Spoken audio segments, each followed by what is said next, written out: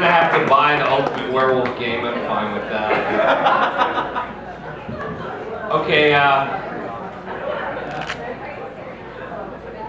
so you know, this is really weird for me, being on stage with a microphone. My punk rock days are begging me to do something.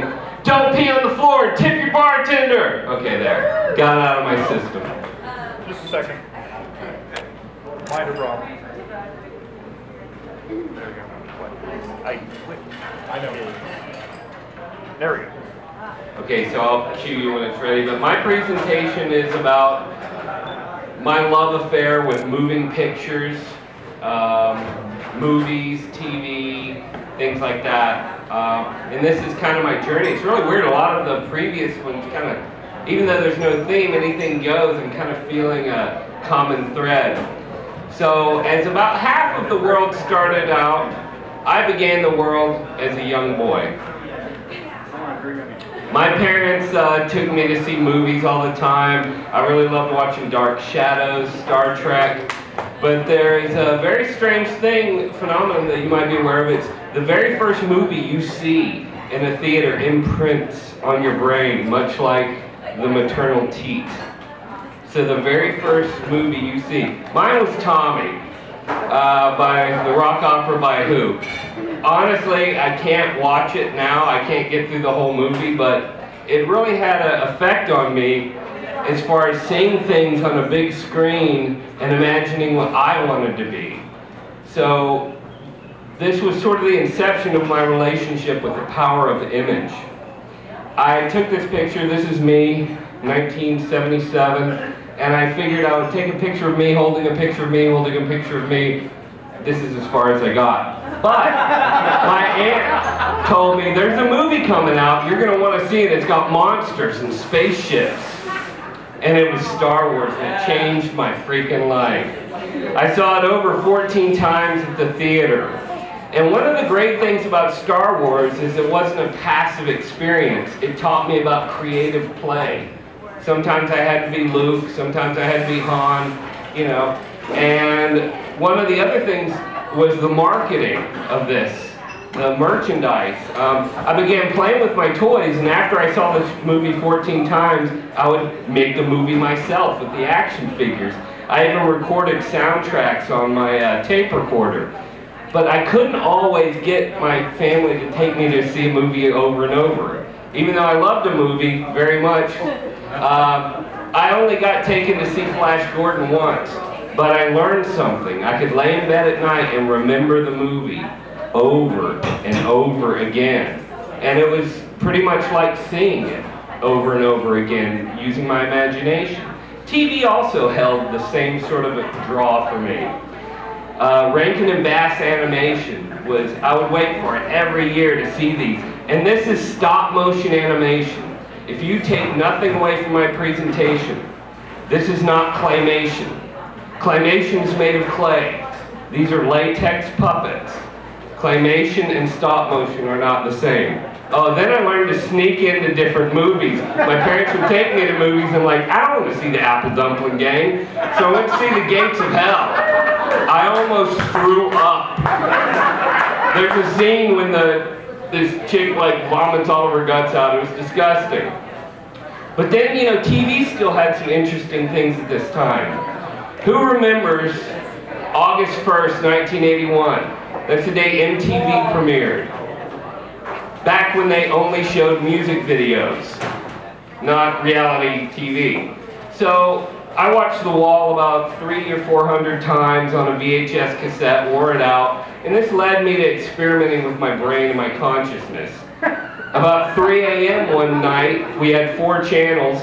One channel was showing a movie. It's a black and white movie called Who's Afraid of Virginia Woolf? The subtext of this movie flipped my lid. So I began to experience cinema as a trigger for consciousness expansion. Enter Holy Mountain. If you know anybody who's ever a drug addict or anything that had to hang it up, just watch this movie. It will seriously flip your lid. I mean, it's loaded and encoded with occult secrets and anyway, I see this movie over and over and over, and then I wanted to get into the picture. This is me in my very first big screen picture called Tragos by Antero Ali. I played a character named Spider, who is a flamboyant puppeteer. And I didn't get a role in his follow-up movies, but I did props and helped create the movies. Then I landed a role in a movie called The Mind is a Liar and a Whore. And I played a character named Hank. I was a freelance pilot. And around this time, I lost my job and got really into watching food TV. So have you guys seen Bay Area Check Please? Yeah. I was on that show. This is my photograph from the show. It's on YouTube. Check Please episode 409. So I'm laid off and I'm looking at what to do after I did my Check Please episode, continuing my mutual love with the camera.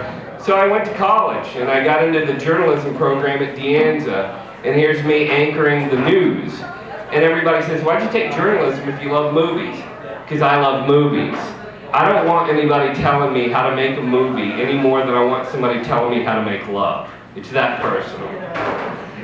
So then I got another role in a movie called To Dream of Falling Upwards, which actually premiered in San Jose at Anno Domini right over here, this art gallery, wonderful art gallery. It was a zany occult thriller, and I acted, but I also made these props, these columns, and then I felt so blessed, I'm like, let me give back to the community. So I live in Campbell, California, so I started working with the Historical Society there, the museum, and I started applying my talents to making educational videos, volunteer videos to get people to volunteer for the town. And I started working with a friend from De Anza College, Arturo, who is my current partner in Creative Trouble. And we actually, the clip that you saw there was from a Campbell walking tour, and we actually made finalists in the 2012 Creativity Awards, which were right across the street here.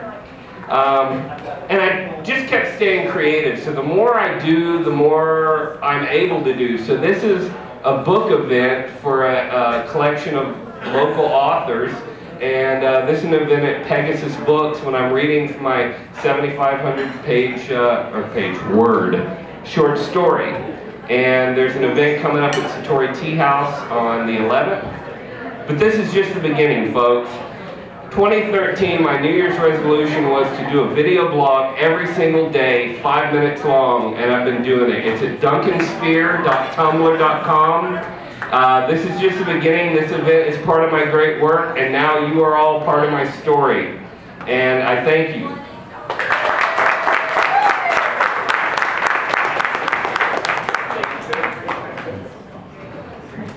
Excellent. Excellent.